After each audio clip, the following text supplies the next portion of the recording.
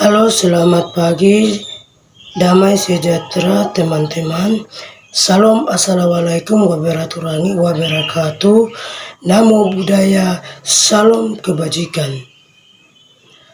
Aktif mahasiswa Universitas Pembangunan Indonesia Manado.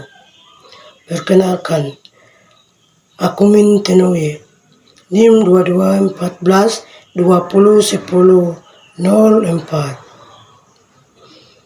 Kelas A1,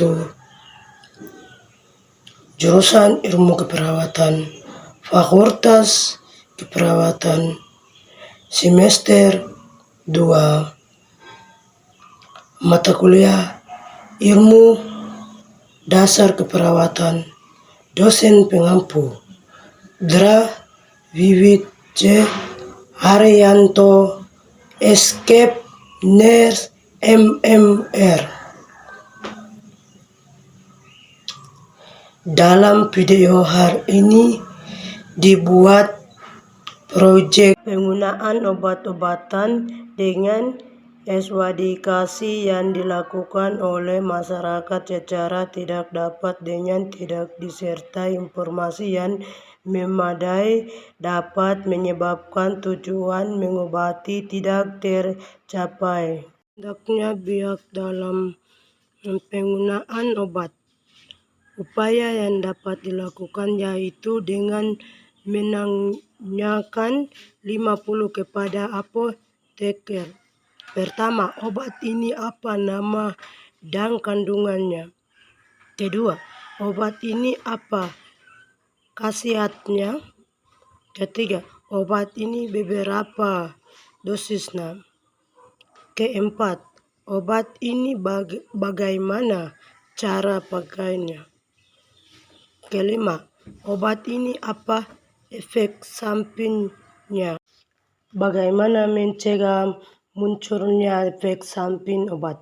Pertama, baca dosis dan aturan pakai penggunaan obat sesuai dengan yang tertera di recept atau yang diresepkan.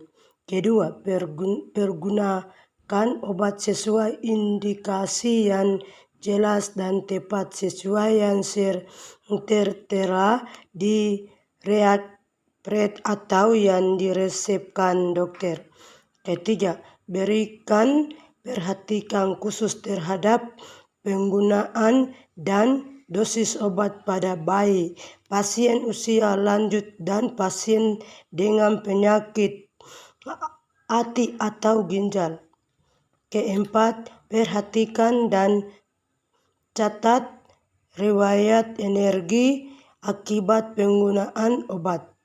Kelima, beritahukan ke dokter apabila Anda sedang hamil, menyusui, energi obat tertentu, memiliki penyakit diabetes, penyakit ginjal atau liver, sedang minum obat lain atau suplemen herbal.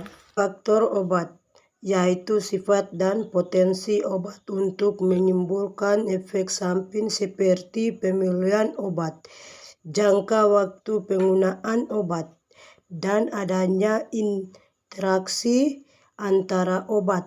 Masing-masing obat memiliki mekanisme dan tempat kerja yang berbeda-beda sehingga dapat menimbulkan efek samping yang berbeda. Berikut adalah kripen mengenai jenis-jenis obat. Pertama, obat bebas. Obat bebas dapat diberi tanpa resep dokter dan dapat ditemukan di apotek atau toko obat. Biasanya digunakan untuk mengobati gejala ringan seperti sakit kepala, pilek, atau demam. Contoh obat bebas antara lain paracetamol, ibuprofen, dan vitamin.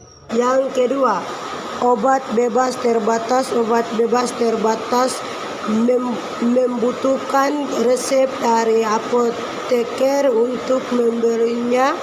Obat ini memiliki kandungan bahan aktif yang lebih kuat dibandingkan dengan obat bebas. Beberapa contoh obat bebas terbatas adalah obat anti-energi, obat antasida, dan obat tetes mata. Ketiga, obat keras.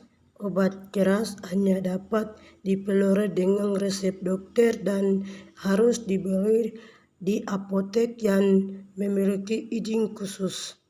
Obat ini memiliki kandungan bahan aktif yang sangat kuat dan harus diambil sesuai dengan dosis yang direkomendasi oleh dokter.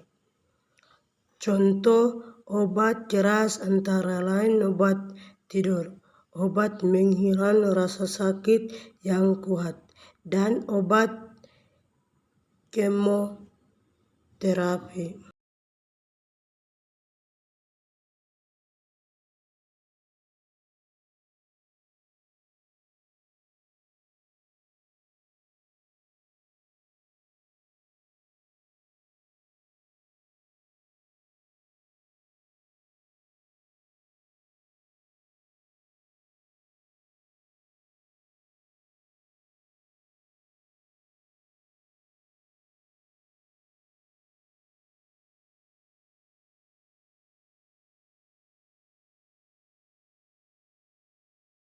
Yang kelima, psikotropika. Psikotropika adalah obat yang mempengaruhi aktivitas otak dan sistem saraf pusat. Obat ini hanya dapat diperoleh dengan resep dokter dan penggunanya harus diawasi ketat oleh dokter.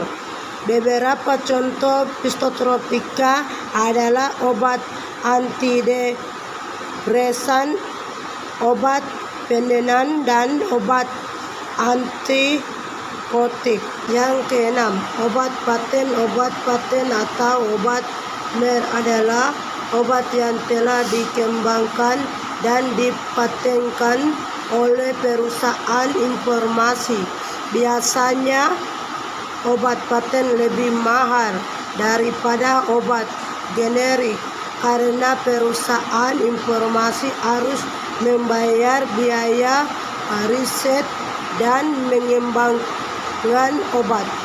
Namun, obat paten juga memiliki keuntungan dalam bentuk merek yang sudah dikenal dan kualitas yang terjamin.